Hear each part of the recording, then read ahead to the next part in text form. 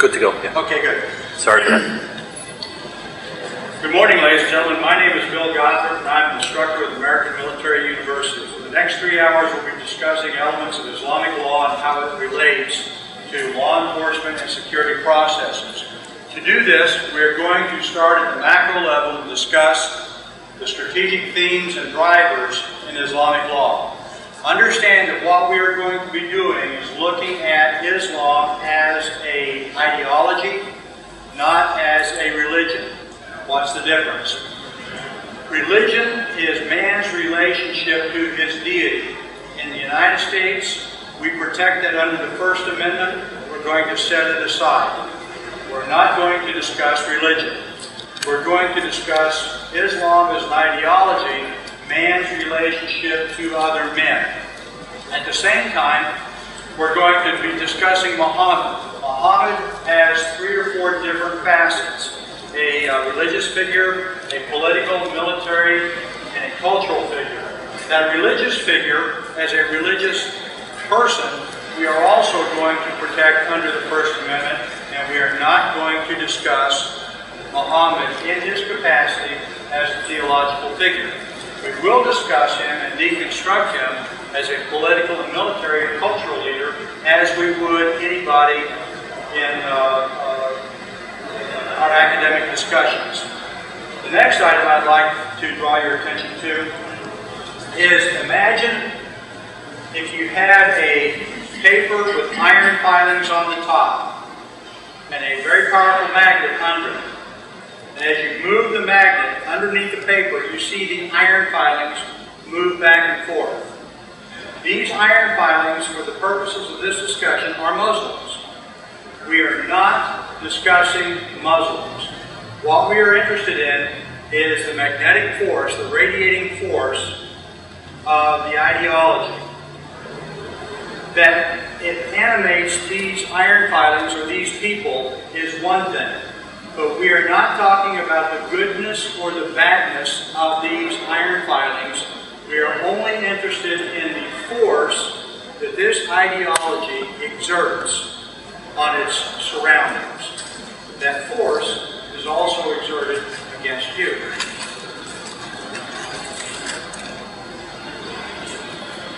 Why discuss Islamic law?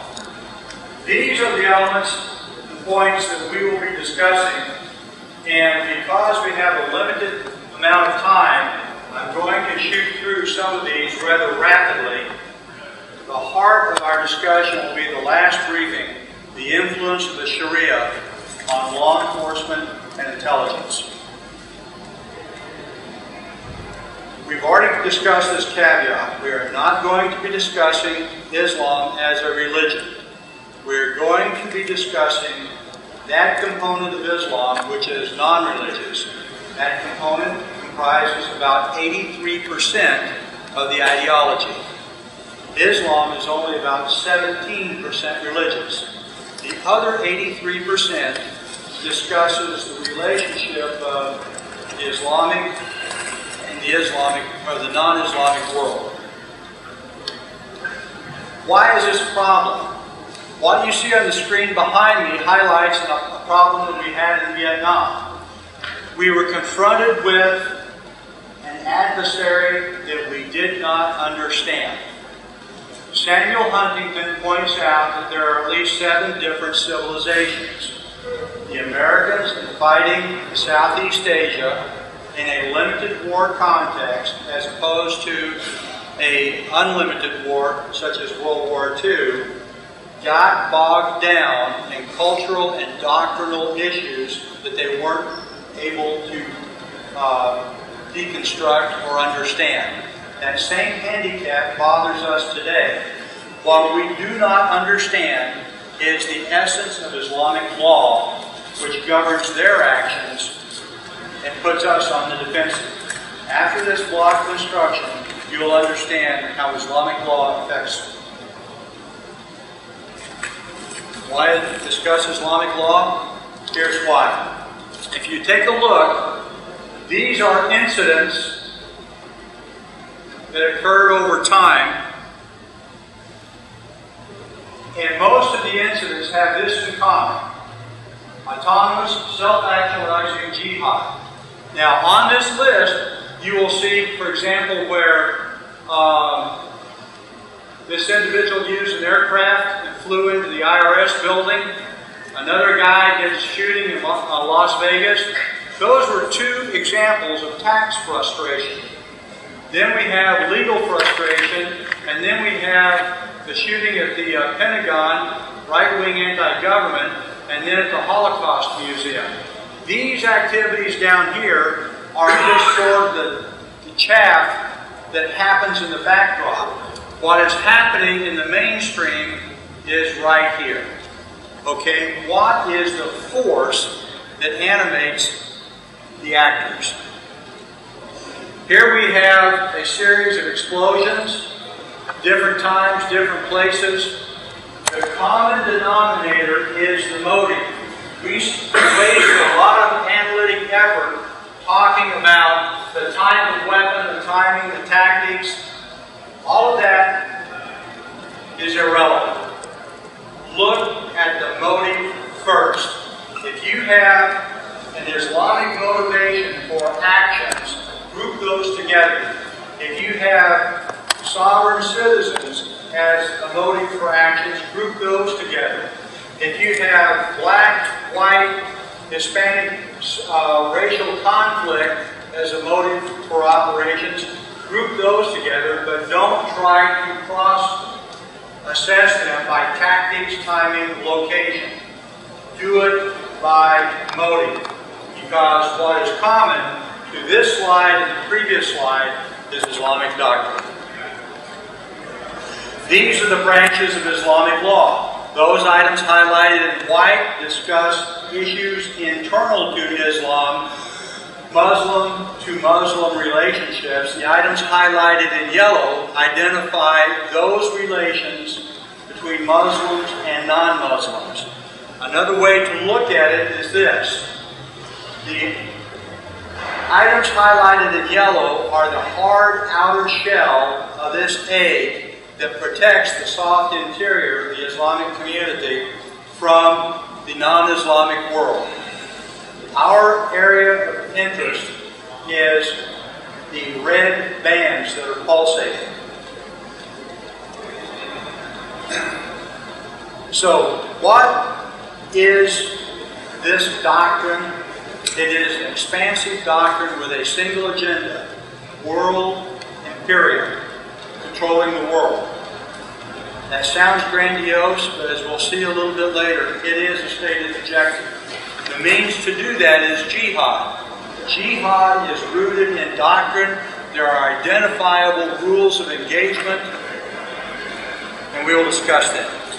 Imagine at the tactical level where you have operations occurring, such as Bosnia, Afghanistan, when we had the Beltway shooter in Washington, D.C., all these tactical incidents occurring wherever are countered by law enforcement and the military. That's the tactical level. When you have a series of shootings in New York, a series of bombings elsewhere, that's tactical operations. Note that the primary response is law enforcement and the military.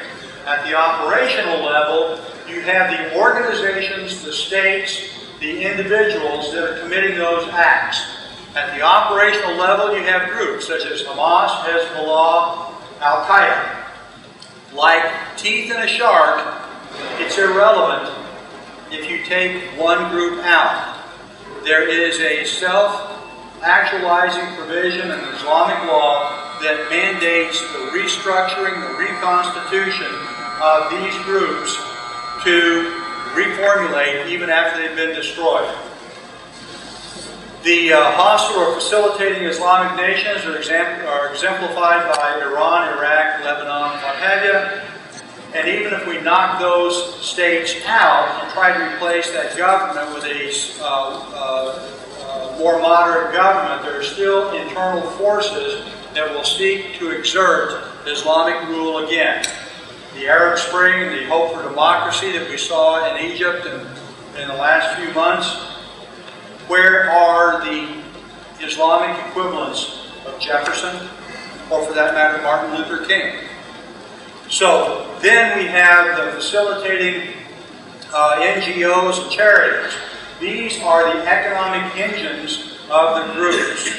These are the fundraisers. And as we will see in a few minutes, Zakat, commonly thought to be charitable almsgiving, is actually an asymmetrical warfare funding mechanism devoted to jihad. The last arrow there, as you see, is the autonomous, self-actualizing individual, the guy who reads the doctrine and acts on his own.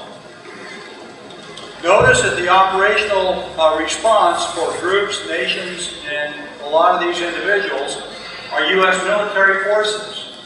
We go into Afghanistan, Iraq, and what have you, to topple governments to destroy what we think is the source of the problem. But we're missing the larger threat. At the strategic level, you have the ideology itself. All those little arrows that you see pointing down, which form the senior leadership of the governments, the leadership of the organizations, indeed the individual himself, are all animated by an ideology. There is a provision in Islamic law that I will show you here that says that there are three Muslims together. It is Sunnah, or preferred practice, that these three people identify a leader. And should they be decimated in a fight, the survivors reorganize and reconstitute, appoint another leader. Somebody becomes a casualty, they reorganize, reconstitute, and appoint another leader. Islamic law has an admirable self-generational or self-generating reconstitution capability. Notice that at the strategic level, there is no response capability. We do not have a means to counter an idea. We do not have an information or an ideological warfare equivalent of the 7th Fleet or the 82nd Airborne. This ideology is an engine. And as an engine, it produces an output. That output is an ideology that is melted in tone and tenor, has a singular purpose and a methodology for advancing itself. We do not have an ideological or information capability to turn that off. Now, yes? Here's a good question. Two points. Clarification on what is the Arab Spring, and the other point is on addressing what you were just talking about. I thought we had Radio Free Europe, and I thought we had the UN and a component there, which we are putting money in, all right, to address specifically what you're talking about, fighting an idea. Exactly. With regard to the Arab Spring, this is June 2011, refers to the revolts in the last several months, spring in our time, in which the population of multiple states have risen up against their established monarchies and local government, presumably as represented by the Western media, to espouse a democracy. However, it's important to understand that in the Islamic world, democracy is a lesser form of atheism because it substitutes the rule of God, the Sharia, with the rule of man.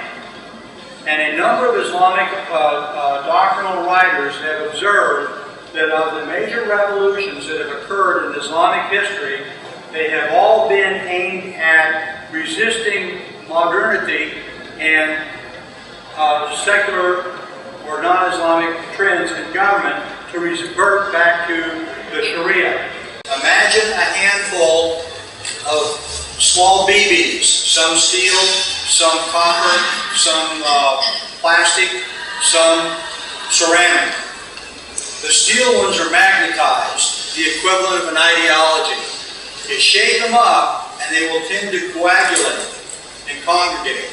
And when they settle back down, those magnetic forces will constitute more significant and powerful nodes than the rest of the BBs. Your Islamicists in these countries are taking advantage of the social upheaval to consolidate their power.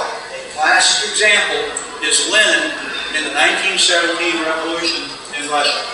Now, with regard to Radio Free Europe and Radio Liberty, as we will see in the next slide,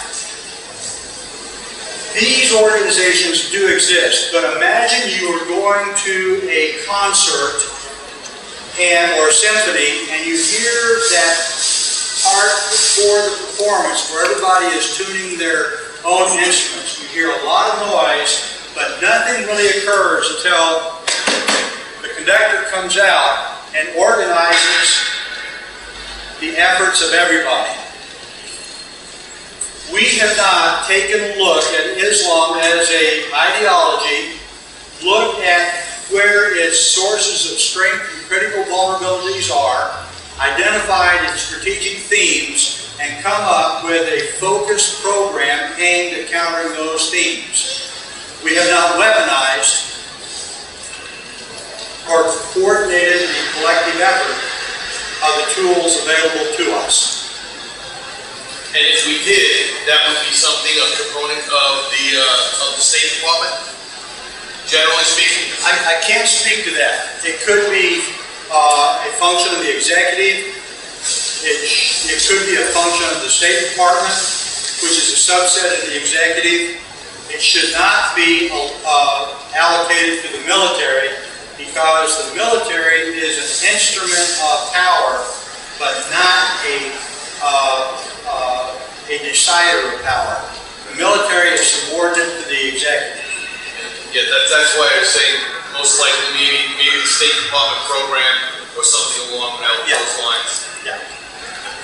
Okay, now, what's important here is this circle right here. This is your lone wolf, or what we would call the leaderless jihad.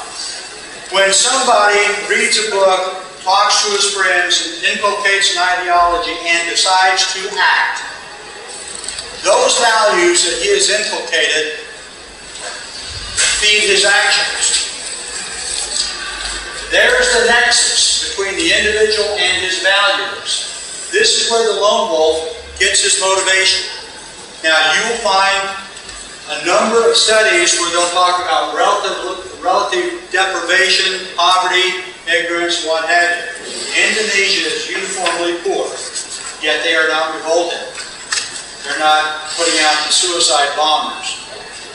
There are a number of factors, but take a look at the factor that is common to every one of these little arrows, to include this arrow here, here, and here. They share this value system. Now, if we were to take a look at Islam as a model and borrow from Clausewitz, we would see that there is a trinity: the government, the military, and the people. In the Islamic tradition, the government is the holy text, and by the way, when anybody talks about Islamic law, understand there's nothing magical or mystical about it. This $200 collection of books right here is the essence and the core doctrinal texts of Islamic law. The Quran, uttered by Muhammad,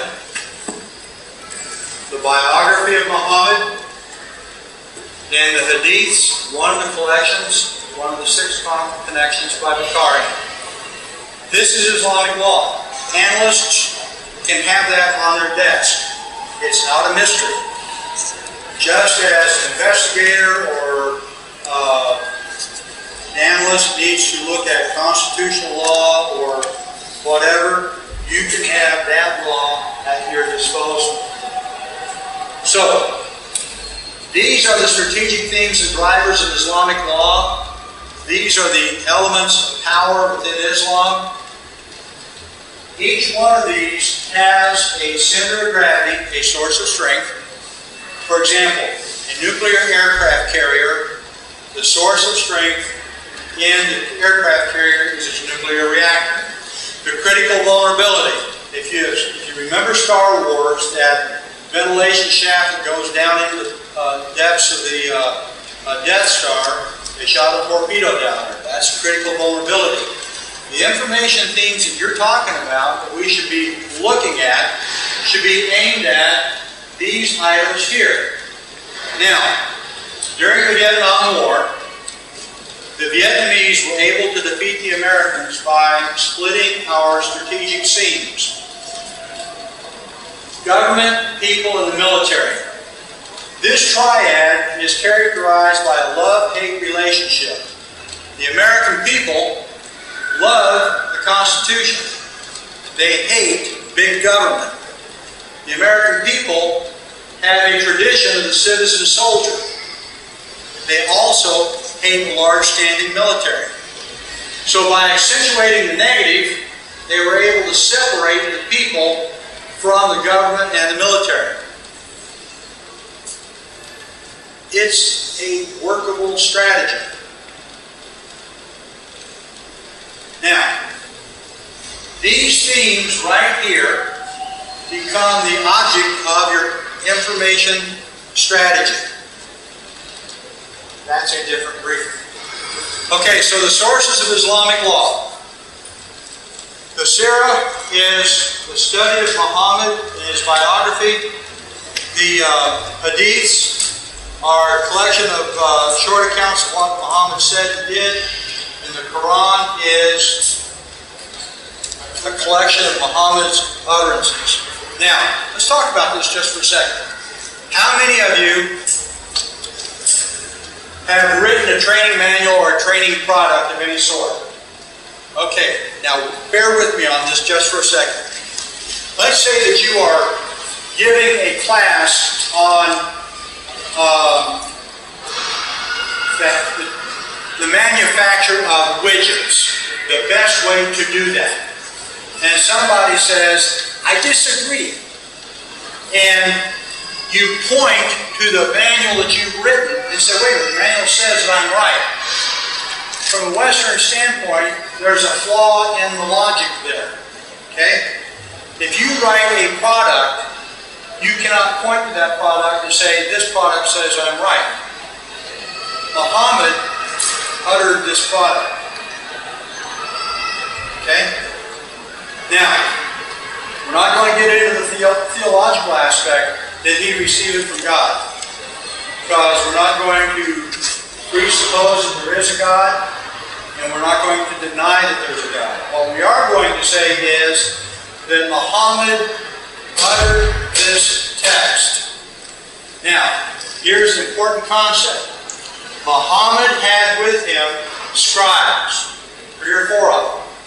When he spoke, they wrote these things down on a document.